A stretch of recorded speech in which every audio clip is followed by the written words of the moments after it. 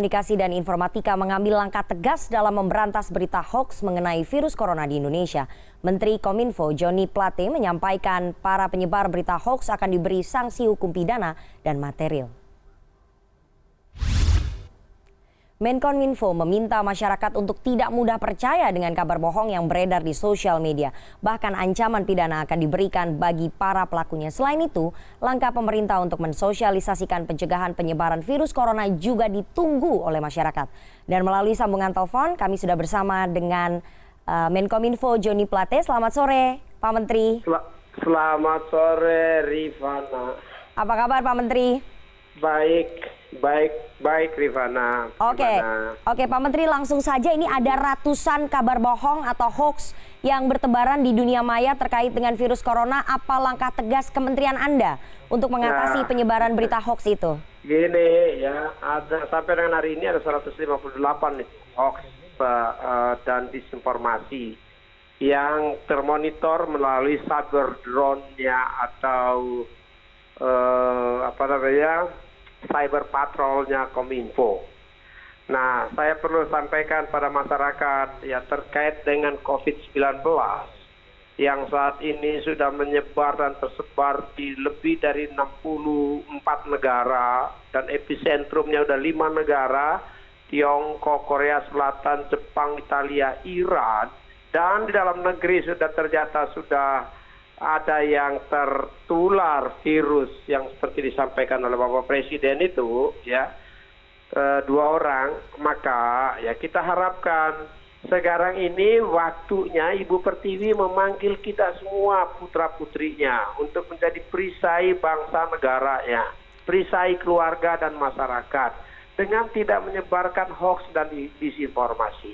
Apalagi kalau menyebarkan hoax dan disinformasi, memproduksi dan menyebarkannya itu ada sanksi.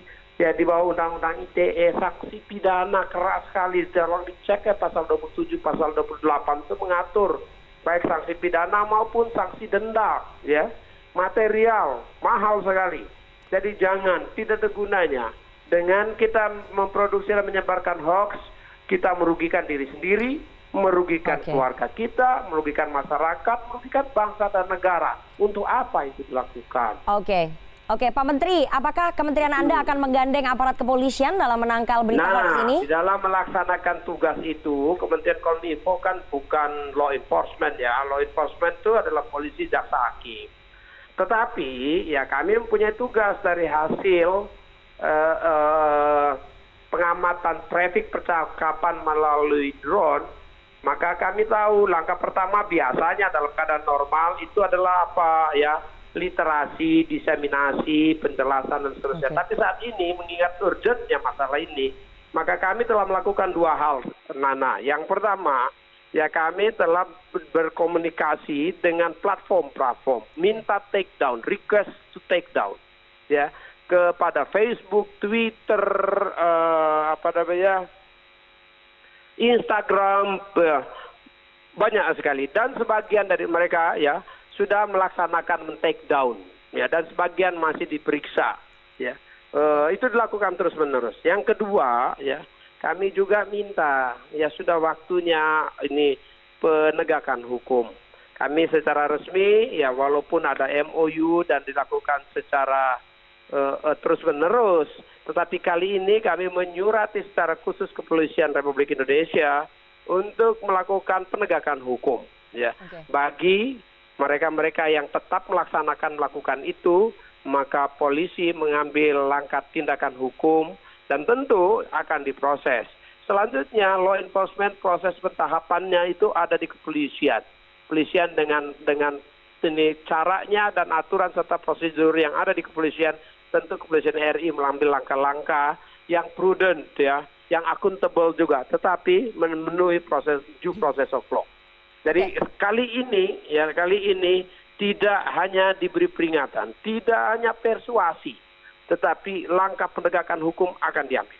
Oke, Pak Menteri, ini meskipun menjadi tanggung jawab utama dari Kementerian Kesehatan, tapi bagaimana Kementerian Anda ikut membantu untuk menjaga kerahasiaan identitas pasien positif corona dan juga keluarganya? Apa langkah Kominfo untuk melindungi data pribadi pasien, Pak?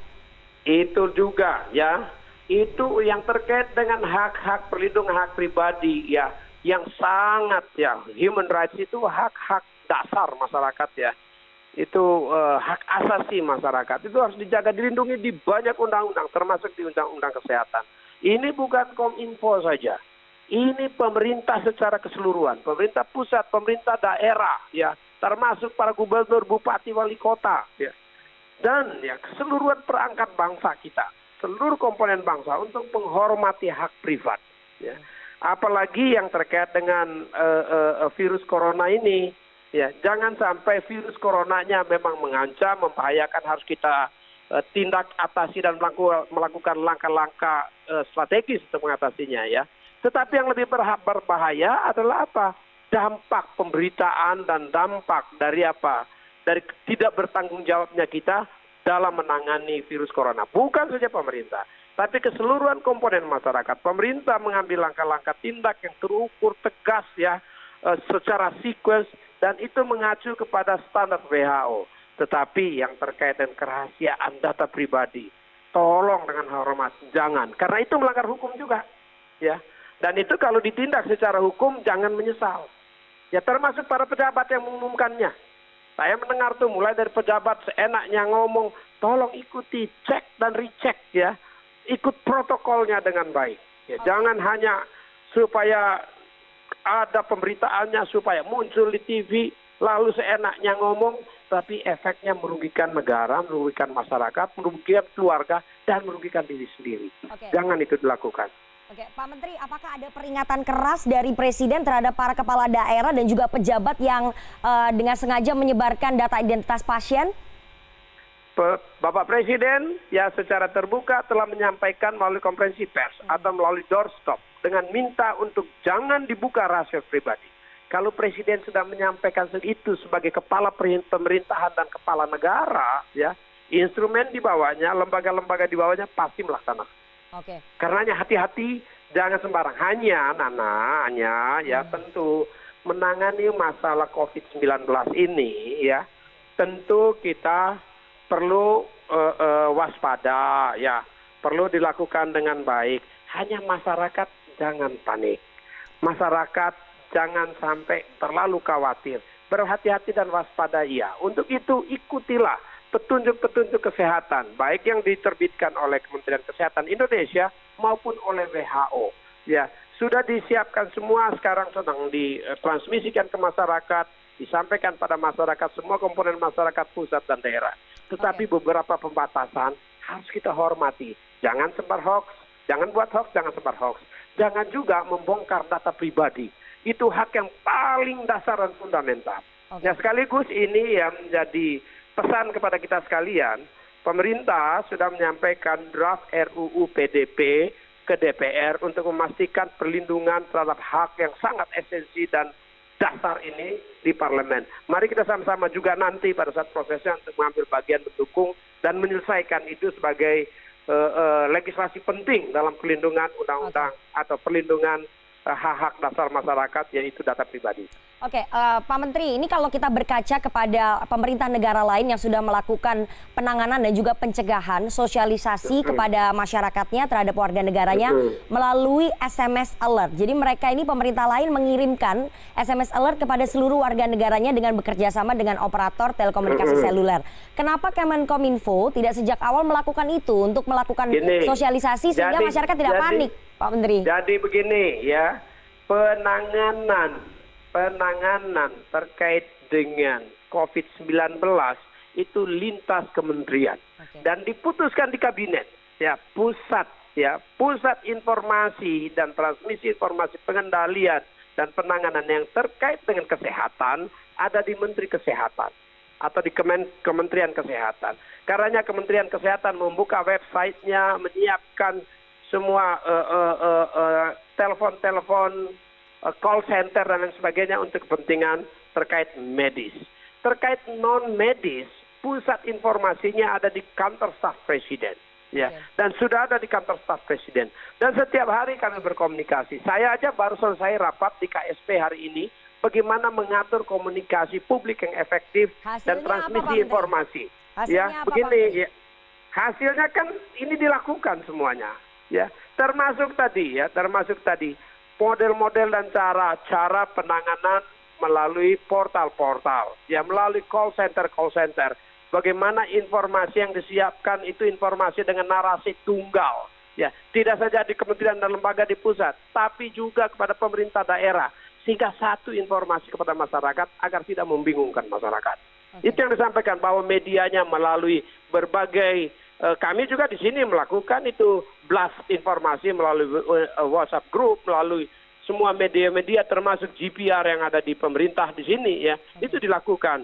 Tapi belum sampai di Nana barangkali, ya. Tetapi akan ada satu pusat informasi yang saat ini yang dilakukan untuk lebih terpadu, terintegrasi dengan melaksanakan enacting, ya. Impres nomor 4 tahun 2019. Di situ juga sudah jelas diatur semuanya apa harus dilakukan. Okay. Secara singkatnya, hal ini ditangani secara sungguh-sungguh, secara serius, secara terorganisasi, dan ya terukur oleh pemerintah. Ini bukan nonton-nonton saja. Dan bukan waktunya lagi sekarang untuk cari kelemahan. Yang ada waktunya sekarang bagaimana saling mengisi untuk memastikan, ya, dan menjawab panggilan Ibu Pertiwi.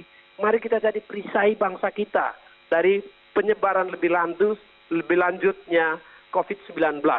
Mari kita selesaikan agar masyarakat kita dan berharap, ya, yang sudah tertular bisa segera sembuh. Ya. Okay. Dan efek lanjutannya, ya, jangan panik.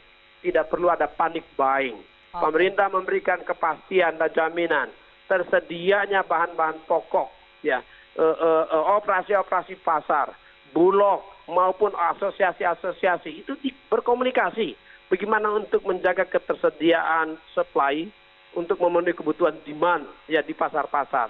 Bahwa di sana sini ada kenaikan harga, ya itu harus juga terkendali. Sehingga inflasi kita terjaga dengan baik. Pemerintah ingin memastikan tersedianya supply yang cukup dan terjaganya daya beli masyarakat. Oke, kita tunggu saja bagaimana komitmen pemerintah lintas kementerian untuk memberikan jaminan rasa aman kepada masyarakat agar tidak terjadi kepanikan atas penyebaran virus corona. Kami menunggu komitmen dan juga realisasi dari tindakan ataupun langkah strategis dari pemerintah. Terima kasih sekali Pak Menkominfo, Menteri Kominfo Johnny G. Plate atas waktunya kepada CNN Indonesia pada sore hari ini.